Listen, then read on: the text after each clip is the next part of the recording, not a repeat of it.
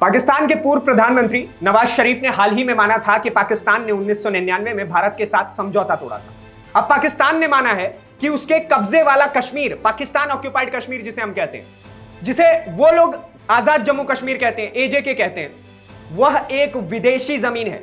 जी हां, यह बात खुद पाकिस्तान ने कबूल की है। यह भारत के लिए अच्छी खबर है कि पाकिस्तान यह मान चुका है कि पीओके उसका हिस्सा नहीं है।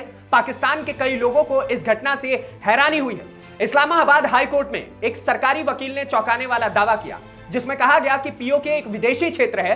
पीओके से कवि और पत्रकार अहमद फरहद शाह के 2 सप्ताह से गायब होने को लेकर सुनवाई चल रही।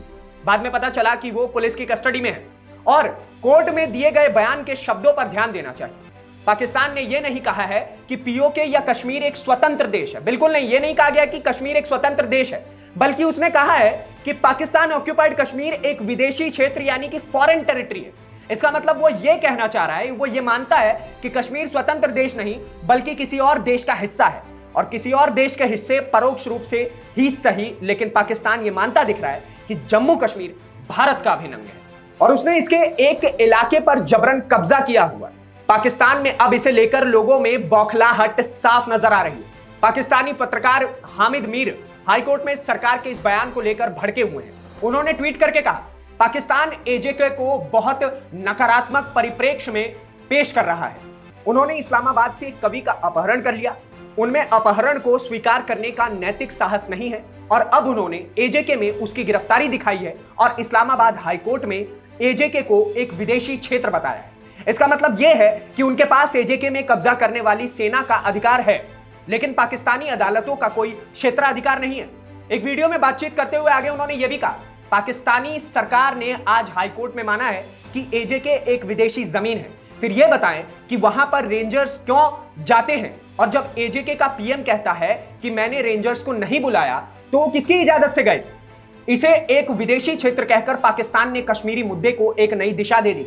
तो आप ये बौखलाहट अभी से ही देख सकते हैं कि किस प्रकार से पाकिस्तानी आवाम एक बड़ा सुंदर से गीत गा रही है कि वो जो एक आंखों से एक पल न ओझल हुए, बेवफा हो गए देखते देखते। कल तक तो आंखों में यूं दिखाते थे कि भाई साहब पाकिस्तान ऑक्यूपाइड कश्मीर हमारा है, कश्मीर हमारा है, कश्मीर हमारा है, इसी नारे पे चल रहे हैं। और आज कह रहे हैं कि कश्मीर किसी और देश का हिस्सा है, और किसी और देश का हिस्सा इनडायरेक्ट वे में यही होता है कि आजाद कश्मीर नहीं है वो, बल्कि कश्मीर भारत का एक अटूट हिस्सा है जिसे। और अगर आप हमारे गृह मंत्री का एक बहुत पुराना बयान सुनेंगे कि भाई साहब कश्मीर हमारा है, ठीक है, आप कहते हैं एग्रेसिव ना होइए, जान दे देंगे इसके लिए, वीडियो आप देख लीजिए। इसलिए एग्रेसिव हूं कि जम्मू एंड कश्मीर के पीएको को आप भारत का हिस्सा नहीं मानते हो क्या?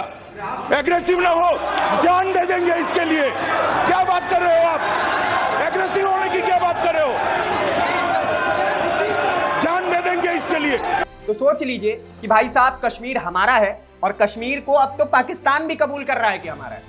तो क्या ये एक नया इशारा करता है 2024 चुनाव के बाद जो भी सरकार वापस से आने वाली है या फिर जो नई सरकार बनने वाली है, क्या पाकिस्तान ऑक्यूपाइड कश्मीर के मुद्दे को हल करने का प्रयास करेगी?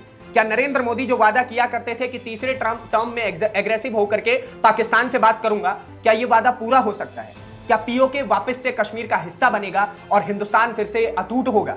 ये सारी बातें सोचने वाली हैं और पाकिस्तान की इस नीच पने नहीं, हमारे लिए तो खुशी की बात है खैर कि उन्होंने एक्सेप्ट कर लिया कि कश्मीर हमारा है।